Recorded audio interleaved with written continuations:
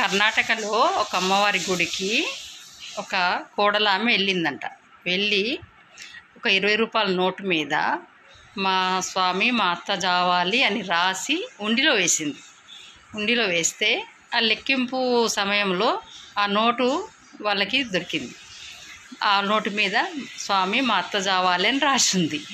అది ఏం చేశారు, ఇప్పుడు సోషల్ మీడియాలో అలచల్ అవుతుంది. ఆ వీడియో చూసారా? ఇప్పుడు ఆ వీడియో పెడతా చూడండి మీరే.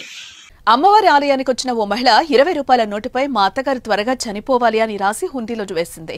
హుండీ లెక్కింపు సమయంలో ఈ నోటు చూసి సిబ్బంది షాక్ అయ్యారు. విస్మయానికి గురి చేసిన ఈ ఘటన కర్ణాటకలోని కలబురగి జిల్లాలో వెలుగు చూసింది. అఫ్జల్పుర తాలూకా ఘత్తరగి గ్రామంలోని భాగ్యవంతిదేవి ఆలయం ఉంది.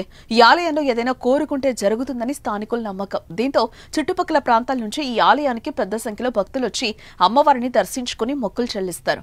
ఈ క్రమంలో ఓ మహిళా భక్తురాలు ఆలయానికి వచ్చి అమ్మవారిని దర్శించుకుంది. మా అత్త త్వరగా పోవాలి 20 రూపాయల నోటుపై రాసి హుండీలో వేసింది. 2 రోజుల కిందట ఆలయ హుండీని తెరిచి సిబ్బంది లెక్కిస్తున్నారు. ఈ క్రమంలో ఏదో రాసున్న 20 రూపాయల నోటు వారి కంటపడింది.